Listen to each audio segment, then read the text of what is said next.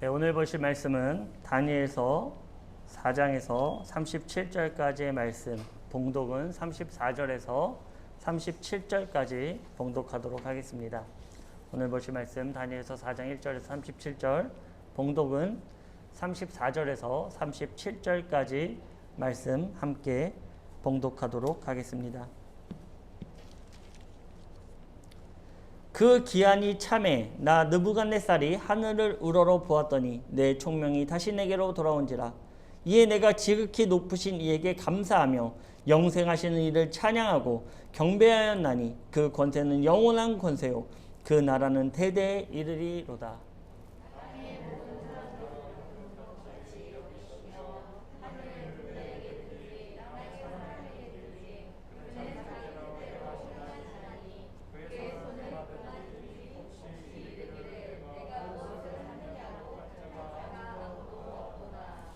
그때 내 총명이 내게로 돌아왔고 또 내 나라의 영광에 대하여도 내 위엄과 광명이 내게로 돌아왔고 또 나의 모사들과 관원들이 내게 찾아오니 내가 내 나라에서 다시 세움을 받고 또 지극히 위세가 내게 더하였느니라.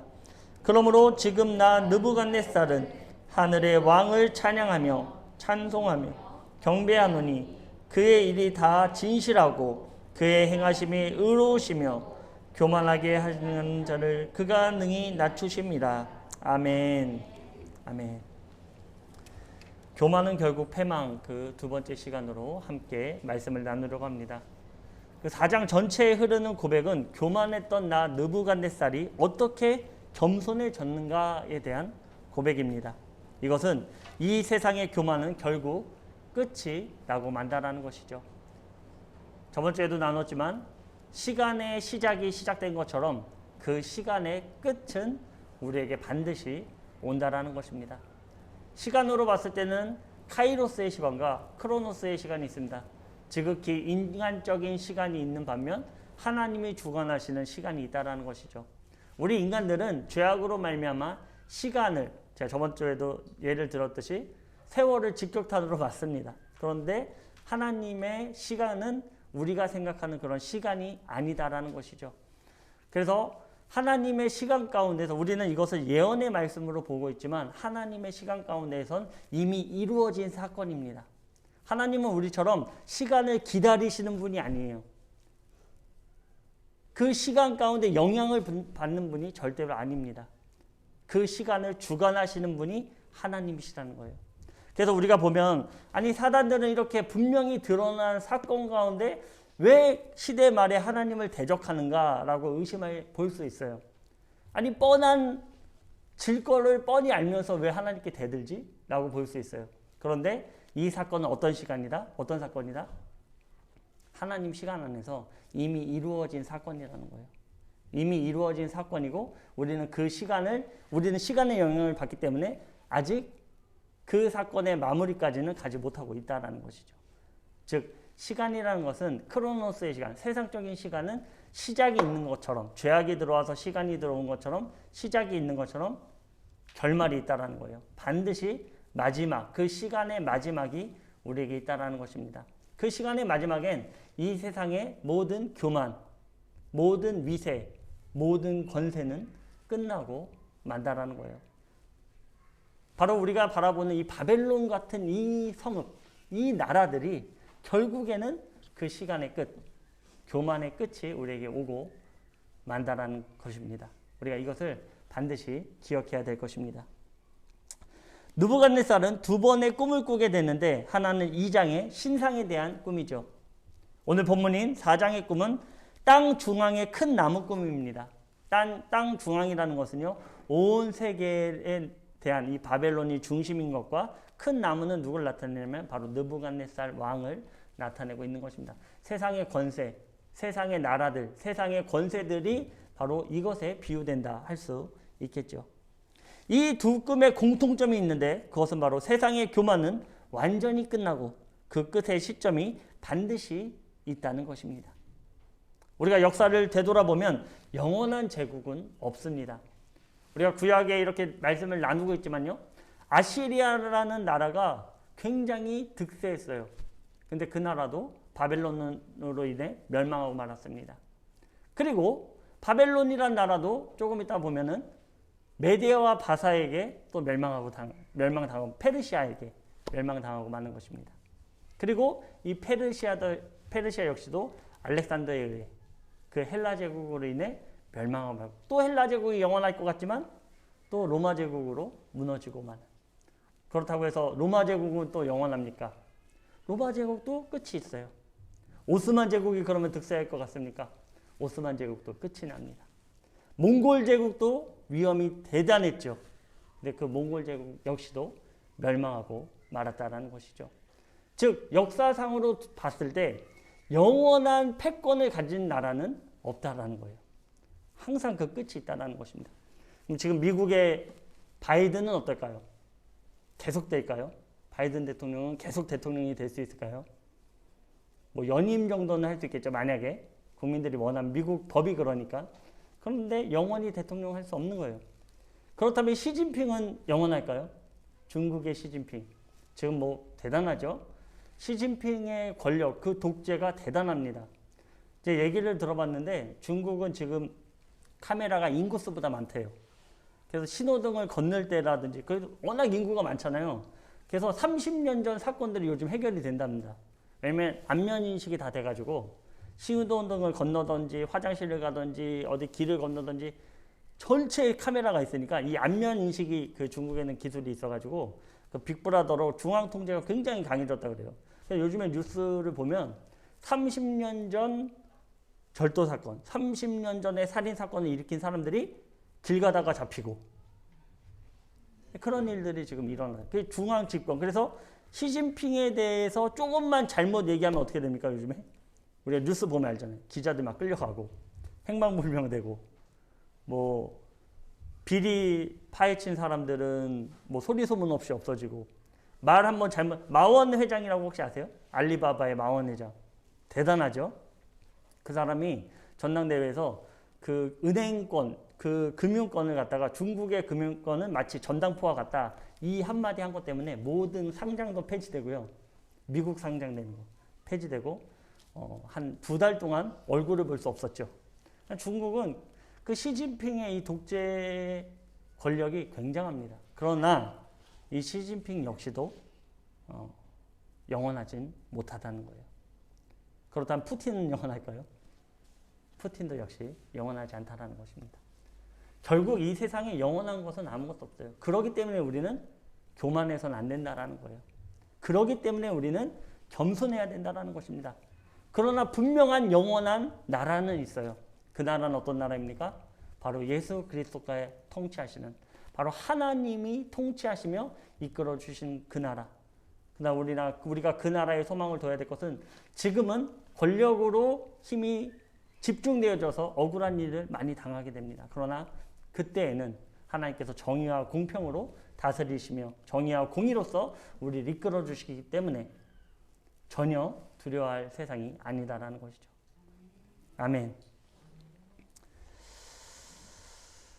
네, 바로 영원한 것입니다. 그것은 하나님의 사랑이고 하나님의 통치인 것입니다. 요한계시록 22장 1절에서 5절 말씀입니다. 또 그가 수정같이 맑은 생명수의 강을 내게 보이니 하나님과 및 어린 양의 보좌로부터 나와서 길 가운데로 흐르더라. 강 좌우에 생명나무가 있어 12가지 열매를 맺되 달마다 그 열매를 맺고 그 나무 잎사귀들은 만국을 치료하기 위하여 있더라. 다시 저주가 없으며 하나님과 그 어린 양의 보좌가 그 가운데에 있으리니 그의 종들이 그들을 섬기며 그의 얼굴을 볼터이어 그의 이름도 그들의 이마에 있으리라. 다시 밤이 없겠고 등불과 햇빛이 쓸데 없으니 이는 주 하나님이 그들에게 빛이심이라. 그들이 세세토록 왕노릇 하리로다. 아멘. 누가 왕노릇 한다는 것입니까? 누가 왕노릇 한다는 것이죠? 신천지에서는 이거 이제 가져가고, 야, 우리가 왕노릇 한다. 우리가 12지파에 들어가서 우리가 14만 4천에 들어가기 때문에 우리가 왕노릇 한다. 그렇게 얘기하고 있지만 신천지와는 전혀 상관이 없습니다. 네.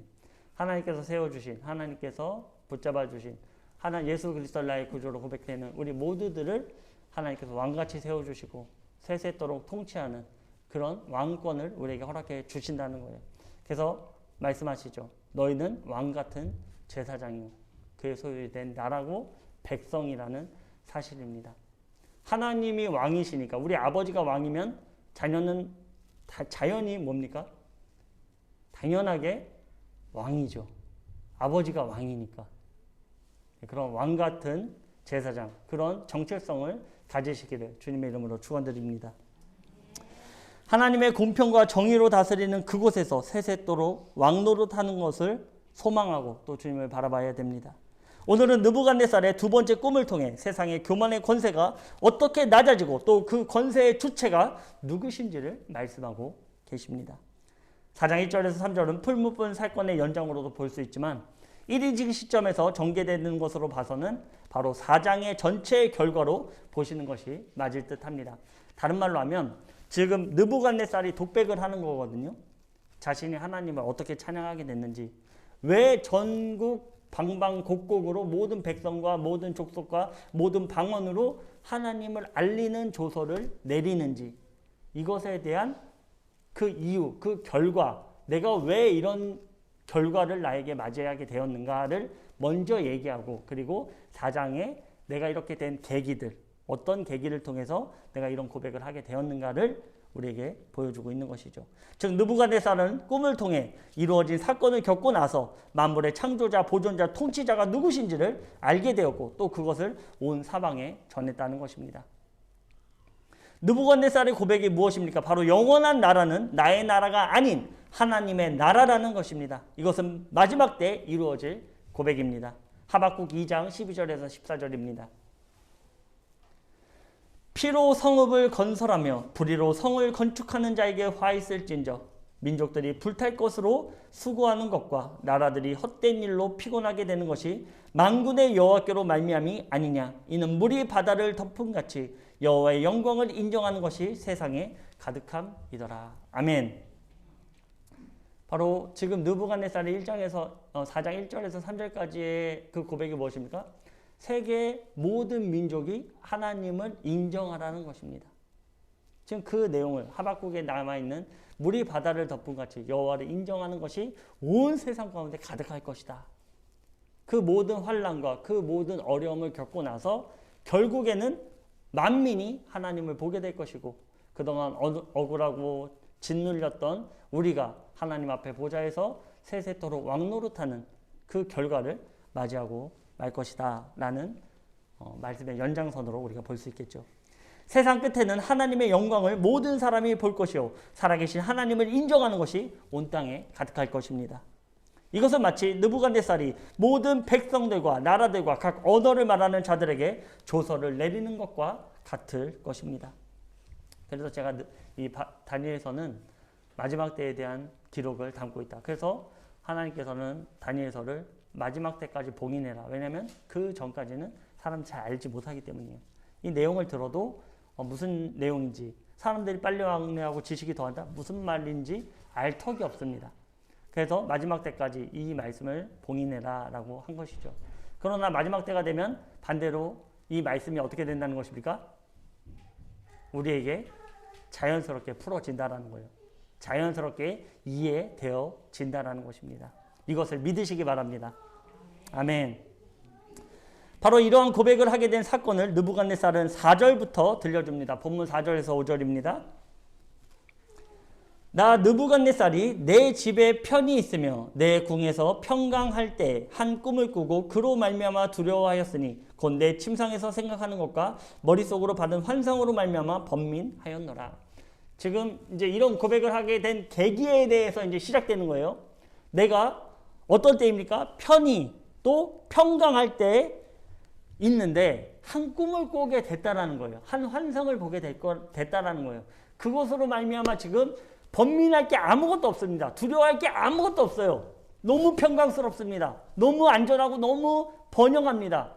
그런데 근심이 생겼다라는 거예요. 이 꿈으로 인하여, 이 꿈은 지금 누가 준 것입니까? 우리에게 말하면 하나님의 말씀으로 말미암아 세상이 근심하는 일이 있을 것이다 라는 것이죠. 바로 이러한 고백을 하게 된 사건이 바로 4절부터 시작되는 그 내용입니다. 느부갓네살이 모든 나라와 마지막으로 3차에 걸친 전쟁을 통해 이집트를 정복한 후 모든 나라를 하나로 만든 그때의 사건을 다루고 있는 것입니다. 모든 전쟁이 멈추고 안전하여 번영과 영광이 가득할 그때 느부갓네살은 꿈을 꾼 것입니다.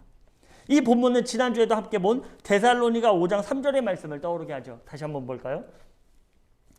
그들이 평안하다, 안전하다 할 그때 임신한 여자에게 해산의 고통이 이름과 같이 멸망이 갑자기 그들에게 이르리니 결코 피하지 못하리라. 아멘.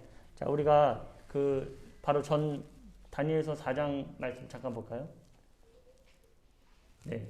보면은 내 집의 편의는 아람어 셸라라는 단어를 씁니다. 여기서 어떤 뜻이죠? 안전하다는 뜻이에요. 그리고 있으면 내 궁의 평강은 라한안으로 무슨 뜻이죠? 번성과 무성함. 이것을 나타내고 있습니다. 근데 똑같이 데살로니가 전서 5장 3절도 마찬가지입니다. 잠깐 볼까요? 헬라어로요. 평안하다는 에이레네로 번영과 평화를 얘기하고 있습니다. 어떤 단어와 같죠? 라한안과 같습니다. 라한안과 같아요. 그죠? 번성함. 그러니까 우리가 번성할 때라 이거죠. 평안이라는 것은 우리가 부유할 때, 이 세상이 아주 부유할 때, 지금 뭐 세상이 힘들고 어렵다고 하지만 명품들은 가격을 올려 막 700, 800, 1000만 원 해도 사람들이 줄 서서 뭐 에르메스 같은 경우는 뭐 가죽백 이런 거 뭐 하나 살려면 몇 억 한다 그러죠. 그거 살려고 줄 서는. 이 세상이 이 번성함의 이제 끝을 향해 가고 있는 것 같아요. 제가 뉴스 보니까 차 한 대 값이 뭐 얼마래 들어요? 그래서 한 400억 했나? 차 한 대 값이 400억 정도 하는. 이런 세상에 우리가 살고 있어요. 지금 성경은 우리에게 얘기하고 있는 건 너희들이 번영하다, 평강하다, 풍족하다 하는 그때에 또 뭐라 합니까? 헬라어로 아스팔레이아, 이것은 무엇이죠? 든든하다, 안전하다라는 거예요. 그러니까 우리가 안전하고 이제 뭐 평강하다.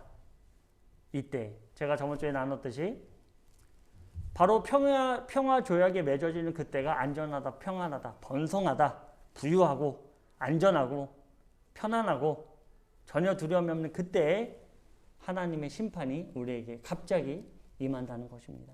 그러니까 우리가 이럴 때일수록 더욱더 깨어서 하나님의 말씀에 반응하고 순종하고 또 겸손히 주님 앞에 엎드려져야 될 것입니다. 아멘. 느부갓네살은 완성된 도성 바벨론을 한눈에 바라보며 자신의 권세와 능력에 도취되었을 것입니다. 하지만 바로 그때 한 환상을 보게 된 것입니다. 많은 지혜자와 박수, 술객과 술사, 점쟁이들을 불러 자신의 꿈을 이야기해 주었지만 이를 해석한 자는 아무도 없었습니다. 그래서 누구에게 그 꿈을 이야기하게 됩니까? 바로 하나님께 뜻을 정한 다니엘에게 그 꿈을 이야기하게 됩니다. 그렇습니다. 하나님의 말씀과 시대를 분별함은 이 세상에 아무리 뛰어난 지혜자라 할지라도 절대 알 수 없는 것입니다. 세상이 보기에는 어떠하든지 하나님께 그 시선을 멈추고 그 뜻을 정한 자에게 하나님의 놀라운 일을 알게 하시는 것입니다. 그러니까 세상이 아무리 똑똑하고 아무리 놀라운 과학자들, 지혜자들도 하나님의 이 말씀을 들어도 깨닫지 못한다는 거예요. 그러나 누가 깨닫습니까? 바로 하나님의 말씀에 순종하고 하나님께 나의 뜻을 정한 자들이 하나님의 말씀 보면 깨닫게 된다는 거예요. 느부갓네살이 꿈을 꿨어요. 그 꿈은 누가 준 거죠? 하나님 주신 거죠. 근데 그 꿈을 해석할 자가 아무도 없는 거예요. 당시에 바벨론의 지혜자라고 한다면요. 지금 다니엘도 끌려온 거잖아요. 그죠? 유대인으로서 이스라엘에서 포로로 끌려온 것입니다. 당시에 바벨론에는 온갖 지혜자들이 다 모였어요. 왜냐하면 각 나라마다 지혜로운 자들, 귀족들을 다 끌고 왔기 때문에 굉장한 지혜자들이 넘쳐 흘렀을 것입니다. 굉장한 지혜가 있었을 것이에요. 그런데 세상에 아무리 많은 지혜와 지식을 갖고 있다고 한들 하나님의 뜻은 분별할 수 없는 것입니다. 아무리 자기가 똑똑하다고 해도. 그래서 우리가 아무리 똑똑한 사람이 나와서 얘기해도 하나님의 뜻과 다른 말을 한다면 그의 말이 과연 사실인가, 진실인가를 우리가 알아야 된다는 것이죠. 그러나 하나님의 뜻은 누구에게 밝히 드러내 보입니까? 다니엘과 같은 자들. 다니엘의 막 그 똑똑함, 총명함 이것을 얘기하는 게 아니라 어떤 것을 얘기하고 있습니까? 하나님의 뜻을 정한 자들. 하나님을 바라보는 자들. 바로 저와 우리 군우님들 같은 분들. 이 우리들을 통해서 하나님의 말씀을 들려주신다는 것이죠. 이것을 기억하시기 바랍니다. 느부갓네살은 다니엘에게 자신의 꾼 꿈을 이야기하고 이것을 다니엘에게 해석해 줄 것을 요청합니다. 다니엘은 여느 지혜자나 박수와는 다르게 그 꿈을 듣고는 즉시로 꿈을 해석해 줍니다. 다니엘은 그 느부갓네살은 두 번의 꿈을 꿨죠. 첫 번째는 그 금심상에 대한 신상에 대한 꿈. 그때에는 꿈을 얘기해 주지 않아요. 내가 어떤 꿈을 꿨는지 얘기해 주지 않아요. 그 행위를 통해서 누가 드러납니까? 꿈을 얘기해 주지 않았더니 다니엘이 드러나게 되는 거죠. 하나님의 사람 다니엘이 드러나게 되는 것입니다. 두 번째 꿈은 오늘 본문의 내용인데 두 번째 꿈은 얘기를 해줍니다. 왜냐? 이미 하나님의 영광이 드러났기 때문에 더 이상 감출 것이 없는 것입니다. 먼저는 느부갓네살의 꿈입니다. 10절부터 17절까지의 내용인데요. 자, 어떤 꿈을 꿨는지 우리 함께 보도록 하겠습니다. 내가 침상에서 나의 머릿속으로 받은 환상이 이러하니라. 내가 본즉 땅의 중앙에 한 나무가 있는 것을 보았는데 높이가 높더라. 땅의 중앙에 나무가 있는데요. 그 나무가 높다 이겁니다. 그 나무가 자라서 견고하여지고 그 높이는 하늘에 닿으니 그 모양이 땅 끝에서도 보이겠고. 자, 얼마나 큰지 하늘에 닿는다는 그 나무가. 그래서 땅 끝에서도 보인다는 거예요. 땅 끝에서도 보일 정도로 높다라는 것입니다. 그 잎사귀는 아름답고 그 열매는 많아서 만민의 먹을 것이 될 만하고 들짐승이 그 그늘에 있으며 공중에 나는 새는 그 가지에 깃들고 육체를 가진 모든 것이 거기에 먹을 것을 얻더라. 내가 침상에서 머릿속으로 받은 환상 가운데 본즉 한 순찰자 한 거룩한 자가 하늘에서 내려왔는데 그가 소리질러 이처럼 이르기를 그 나무를 베고 그 가지를 자르고 그 잎사귀를 떨고 그 열매를 해치고 짐승들을 그 아래에서 떠나게 하고 새들을 그 가지에서 쫓아내라. 그러나 그 뿌리의 그루터기를 땅에 남겨두고 새와 노줄로 동이고 그것을 들풀 가운데에 두어라. 그것이 하늘 이슬에 젖고 땅의 풀 가운데에서 짐승과 더불어 제 몫을 얻으리라. 자, 무슨 얘기를 하고 있습니까? 나무가 높게 자랐다는 거예요. 그런데 한 순찰자, 거룩하신 한 순찰자가 나오더니 그 나무를 보고 이거 잘라버려라. 잘라버려라는 거예요. 그래서 그 나무에는 지금 온갖 새와 짐승들이 다 어우러져 살고 있었다는 거죠. 그 나무 아래에서. 그런데 잘라버리니까 어떻게 됩니까? 그 짐승들도 떠나가고 날아다니는 새들도 날아가 버리고 아무것도 없이 되어버렸다는 거예요. 그러나 뿌리마저 뽑지 말고 그루터기는 남겨둬라. 그루터기에다가 세 줄을 엮어서 묶어 놓으라 이거죠. 16절입니다. 또 그 마음은 변하여 사람의 마음같이 아니하고 짐승의 마음을 받아 7대를 지내리라. 이는 순찰자들의 명령한 대로 거룩한 자들의 말대로이니 지극히 높으신 이가 사람의 나라를 다스리시며 자기의 뜻대로 그것을 누구에게든지 주시며 또 지극히 천한 자를 그 위에 세우시는 줄을 사람들이 알게 하려 함이라 하였느니라. 아멘. 자, 꿈을 꿨는데요. 이 지금 권세, 이 세상의 권세, 하늘에 닿을 것 같은 하나님의 도전하는 마치 사람이 이제는 하나님의 영역을 침범하는 그때에 한 순찰자가 내려와서 그 나무의 구루터기 밑둥을 잘라버리니까 모든 이 땅이 황폐하게 되는 것입니다. 먹을 것이 없고요. 이제는 황폐한 상황들을 지금 얘기해주고 있죠. 그리고 그 가운데 마음, 그 느부갓네살 마음에 어떤 마음을 줍니까? 그 통치자에게 사람의 마음을 주는 것이 아니라 어떤 마음을 줍니까? 짐승의 마음을 줘버린다는 거예요. 짐승의 마음. 그리고 그것을 명령한 대로 바로 이 지극히 높으신 하나님께서 세상의 권세를 주신다라는 것. 그것을 깨닫게 한다는 거예요. 이제 만민으로 통하여 그 그루터기를 통하여서 내가 만민을 하나님께서 통치하신다. 바로 하나님께서 그 주권을 허락해 주신다라는 것을 지금 얘기하고 있는 것입니다. 우리 잠깐 볼까요? 요한계시록. 이게 지금 그 형상이에요. 나무 그루터기를 잘라서 쇠사슬로 동여 맺는 지금 이렇게 만들었다라는 것입니다. 남아있는 것이 그루터기밖에 없어요. 아무것도 없죠. 다음 말씀 볼까요? 이거는 방금 읽은 내용이고 요한계시록 13장 4절에서 5절입니다. 용이 짐승에게 권세를 주므로 용에게 경배하며 짐승에게 경배하여 이르되 누가 이 짐승과 같으냐 누가 능히 이와 더불어 싸우리오 하더라. 또 짐승이 과장되고 신성 모독하는 말을 말하는 입을 받고 또 42달 동안 일할 권세를 받으니라. 다니엘서 12장 7절입니다. 내가 들은즉 그 세마포 옷을 입고 강물 위쪽에 있는 자가 자기의 좌우 손을 들어 하늘을 향하여 영원히 살아계시는 이를 가리켜 맹세하여 이르되 반드시 한때 두때 반때를 지나서 성도의 권세가 다 깨지기까지이니 그렇게 되면 이 모든 일이 다 끝나리라 하더라. 아멘. 자, 이제 이런 꿈을 꾼 거예요. 너무나 불안한 거죠. 누가 봐도 어느 정도는 자기도 알 거 아니에요. 이 권세, 이 나무, 대단한 나무, 자기의 어떤 권세로 비춰볼 수 있고 또 그 밑둥이 잘렸다는 것을 얼마나 자기가 두렵겠습니까? 예전의 꿈들도 생각났겠죠. 그 신상의 사건들도 20년 전의 신상의 사건들도 기억났겠죠. 근데 이때 시간이 지나니까 저번 주에도 나눴지만 이 느부갓네살이 그걸 까먹고 만 거예요. 자기의 위세, 이제는 예루살렘이 정복되어지고 온 세계의 모든 신들을 다 전멸해버리고 자기가 우뚝 서서 마르둑에 대한 자기의 신앙, 이것이 놀라운 것입니다. 누가 감히 나에게 도전할까? 바로 이때 이런 꿈을 꾸게 됐다라는 것이죠. 느부갓네살은 생각났겠죠. 내가 또 꿈을 꿨구나. 뭔가 불안하다. 그러면서 벨드사살, 누굽니까? 다니엘에게 이 이야기를 한 것입니다. 네, 그것에 대한 이제 해석을 다니엘이 합니다. 19절에서 26절입니다. 벨드사살이라 이름한 다니엘이 한동안 놀라며 마음으로 번민하는지라 왕이 그에게 말하여 이르기를 벨드사살아 너는 이 꿈과 그 해석으로 말미암아 번민할 것이 아니니라. 벨드사살이 대답하여 이르되 내 주여 그 꿈은 왕을 미워하는 자에게 응하며 그 해석은 왕의 대적에게 응하기를 원하나이다. 자, 이제 이 꿈을 들었더니 번민한 거예요. 다니엘이 걱정이 됩니다.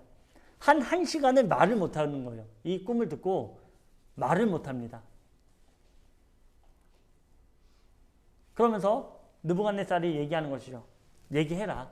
나한테 가감없이 얘기해라. 그랬더니 다니엘이 이렇게 얘기하는 것입니다. 이 재앙이 당신이 아니길 바랍니다. 굉장히 선대했나 봐요. 다니엘에게. 이 느부갓네살이.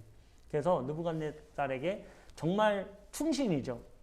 종교는 다르고 민족은 다르지만 그 왕을 섬기는, 그 왕이 어떤 모습을 갖고 있던지 자신에게 속해 있는 일단 왕을 섬기는 이 다니엘의 모습이 우리에게 투영되고 있습니다. 그리고 얘기를 하는 것이죠. 이런 일이 당신에게 임하지 않고 다른 왕들에게 임한 꿈이었으면 너무나 좋겠습니다. 라고 얘기하면서 그 꿈에 대한 해석을 전하고 있습니다. 뭐라고 얘기합니까? 왕께서 보신 그 나무가 자라서 견고하여 지고 그 높이는 하늘에 닿았으니 땅 끝에서도 보이겠고 그 잎사귀는 아름답고 그 열매는 많아서 만민의 먹을 것이 될 만하고 들짐승은 그 아래에 살며 공중에 나는 새는 그 가지에 깃들었나이다. 왕이여 이 나무는 곧 왕이시라. 이는 왕이 자라서 견고하여 지고 창대하사 하늘에 닿으시며 권세는 땅 끝까지 미치심이니이다. 왕이 보신즉 한 손자자 한 거룩한 자가 하늘에서 내려와서 이르기를 그 나무를 베어 없애라. 그러나 그 뿌리의 구러터기는 땅에 남겨두고 새와 노줄로 동이고 그것을 들풀 가운데에 두라. 그것이 하늘이 이슬에 젖고 또 들짐승들과 더불어 제 몫을 얻으며 7대를 지내리라 하였나이다. 네, 24절입니다. 왕이여 그 해석은 이러하나이다. 곧 지극히 높으신 이가 명령하신 것이 내 주 왕에게 미칠 것이라. 왕이 사람에게서 쫓겨나서 들짐승과 함께 살며 톱처럼 풀을 먹으며 하늘 이슬에 젖을 것이요 이와 같이 7대를 지낼 것이라. 그때 지극히 높으신 이가 사람의 나라를 다스리시며 자기의 뜻대로 그것을 누구에게든지 주시는 줄을 아시리라. 또 그들이 그 나무 뿌리에 구루터기를 남겨두라 하시었은즉 하나님이 다스리는 줄을 왕이 깨달은 후에야 왕의 나라가 견고하리이다. 자, 무슨 얘기를 하고 있습니까? 그 밑둥이 잘리고 당신의 권세가 이제는 잘리고 이제는 소와 같이 들에서 풀을 먹으면서 당신이 살 것이다. 이 얘기를 하는 거예요. 그리고 그때가 7대를 지날 것이다 라고 얘기하는 것이죠. 7대 동안 당신은 소처럼 이런 병이 진짜로 실제로 있어요. 자기가 짐승이라고 생각하는 정신병의 일환으로 제가 이름은 까먹었는데 그 병이 있더라고요. 그리고 세상의 통치자들 가운데 이런 병을 앓은 사람들도 꽤 있어요. 예, 실제로. 그러니까 자기가 짐승처럼 생활하는 거예요. 그런데 그 때가 언제입니까? 7대를 지나서 이런 짐승의 모습을 가지고 있다가 그리고 그 때가 지나서 그루터기라는 것을 자기가 깨달았을 때에는 하나님께서 다시 당신에게 온전한 정신을 주실 것이다 라고 지금 해석해 주는 것입니다. 그러면서 이제 솔루션을 제공하죠. 27절입니다. 그런즉 왕이여 내가 아뢰는 것을 받으시고 공의를 행함으로 죄를 사하고 가난한 자를 긍휼히 여김으로 죄악을 사하소서. 그리하시면 왕의 평안함이 혹시 장구하리이다 하니라. 아멘. 뭐라고 얘기합니까? 회개하라 이거예요. 당신의 교만을 낮추라 이거예요. 지금이라도 늦지 않았다라는 것이죠. 지금이라도 어려운 사람을 돌아보고 당신의 신앙을 하나님께 그 초점을 맞추라는 것입니다. 그러면 당신이 살 것이다. 당신에게 이 어려움이 당하지 않을 것이다 라고 지금 솔루션을 제공해 주는 것입니다. 그러나 느부갓네살은 이 이야기를 들었을까요? 네, 듣지 않았습니다. 28절입니다. 이 모든 일이 다 나 느부갓네살 왕에게 임하니라. 12달이 지난 후에 내가 바벨론 왕궁 지붕에 거니세 나 왕이 말하여 이르되 이 큰 바벨론은 내가 능력과 권세로 건설하여 나의 도성으로 삼고 이것으로 내 위엄의 영광을 나타낸 것이 아니나 하였더니 뭐라고 얘기합니까? 12달이 지났어요. 1년이 지났어요. 그러면서 뭐라고 얘기합니까? 이 바벨론의 왕의 교만이 극에 달합니다. 이 큰 성을 내가 내 능력과 내 권세로 건설하였고 나의 도성으로 삼았고 내 위엄과 영광을 이곳에 나타냈다. 나는 마치 신과 같이 되었다.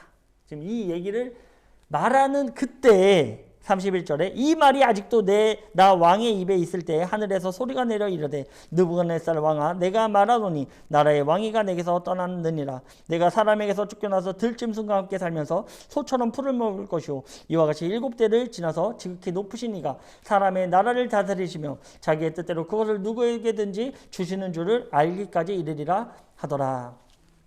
자, 이 교만의 끝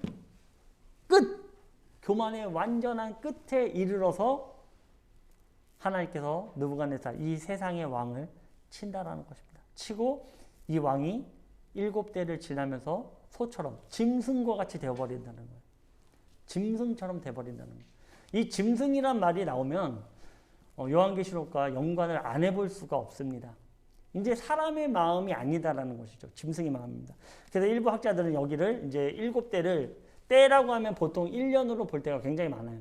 그런데 우리가 여기서 주목해야 될 것은 아람어로 쓰여졌다는 것이죠. 저는 거기에 초점을 맞추고 있습니다. 그래서 많은 사람들은 7대, 7년 동안, 그래서 7년은 마지막 환란 7년과 연관이 있어서 7년 뭐 이렇게 얘기를 하는데 지금 이거는 아람의 시점에서 봐야 된다는 것이죠.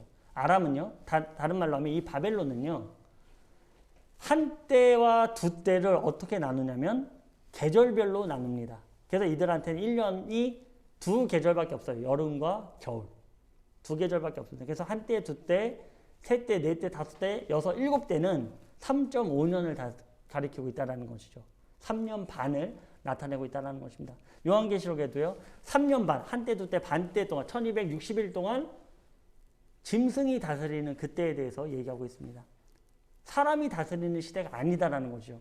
마치 짐승과 같은 자가 올라와서 무지개경에서 올라와서 그 짐승과 같은 자가 이 땅을 다스리니 어떻게 되겠습니까? 사람이 다스려도 지금 이 모양인데 짐승이 다스리면 어떻게 될까요? 혼란과 난리와 난리 법석이 나겠죠. 마치 그것에 대한 내용이 아닌가 저는 둘러보기. 왜냐하면 7년이라고 볼 수 없는 이유가 뭐냐면 느부갓네살은 이 꿈 이후에 이 사건 이후에 정신을 차리게 되죠. 그리고 나서 6년 후에 죽게 됩니다. 그러니까 이 사건이 있고 나서 6년 후에 죽게 돼요. 그러니까 7년이라는 숫자 동안 이 느부갓네살이 살 수가 없었다라는 거죠. 3년 반을 지나서 깨닫게 되고 그리고 나서 하나님께 나와 회개하며 온 백성에게 하나님을 고백하는 신앙으로 끝나게 되는 마지막 때에 대한 내용을 다니엘서 4장은 굉장히 잘 우리에게 보여주고 있습니다. 사실 유튜브에 들어가셔서 다니엘서 4장의 내용을 검색해 보시면 이렇게 말씀 전하는 분들을 아마 만나볼 수가 거의 없을 거예요.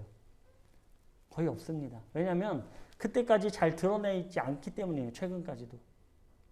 하지만 이 말씀에 대한 묵상을 바라보자면 다니엘서는 분명히 마지막 때에 대한 내용을 담고 있고요. 그 기한이 정해진 기한도 똑같고 그 가운데 쓰고 있는 단어 역시 똑같습니다. 안전하다, 평안하다는 그때가 이르고 그리고 그때가 지나서 짐승이 다스리는 그때 한때 두때 반때에 짐승이 다스리는 그때가 있을 것이고 그리고 나서 그때를 지나서 온 입술, 온 만방이 하나님을 인정하는 그때가 올 것이다. 그 인정함이 아까 제가 말씀드렸듯이 4장 1절에서 3절의 내용이라는 것이죠.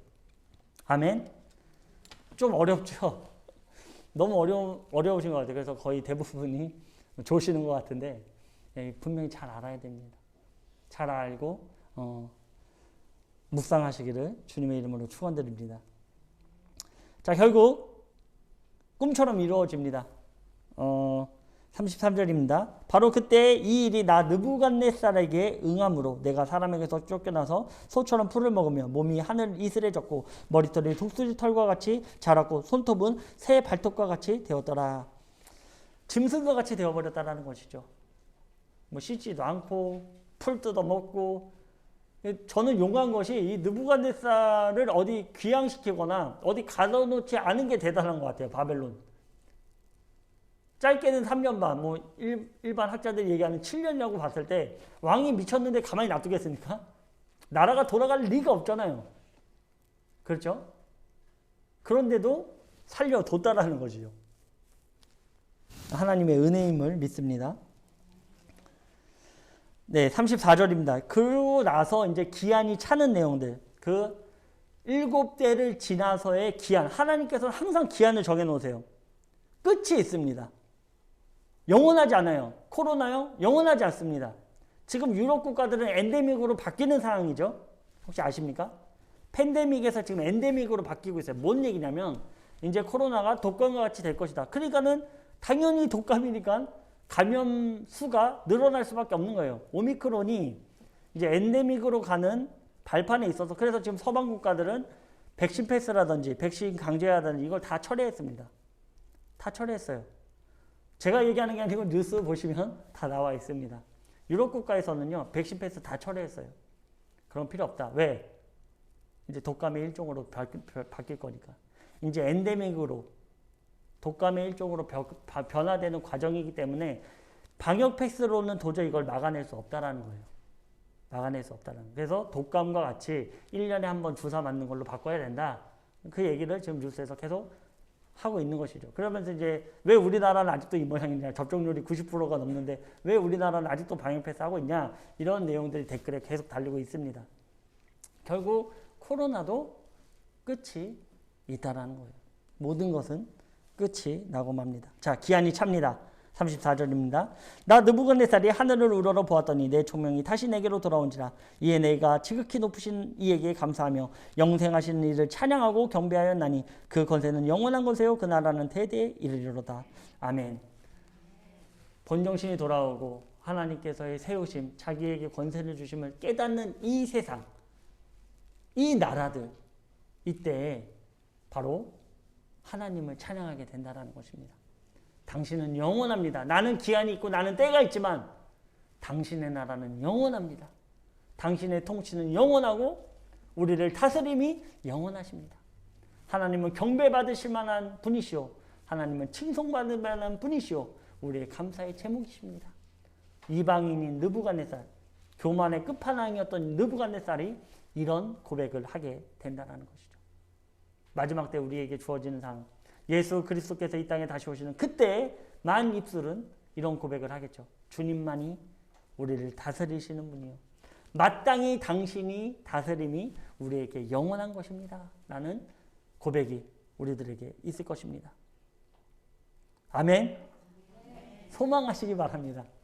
그날을 소망했으면 좋겠어요. 마라나타의 신앙이 있었으면 예수님 오시면 어떡하지? 이런 신앙 갖지 마시고 마라나타의 신앙으로 주님 오시옵소서. 폐역하고 타락한 이 땅 가운데 오셔서 우리를 정의와 공평으로 다스려 주시옵소서. 마라나타의 신앙을 가지시기 바랍니다.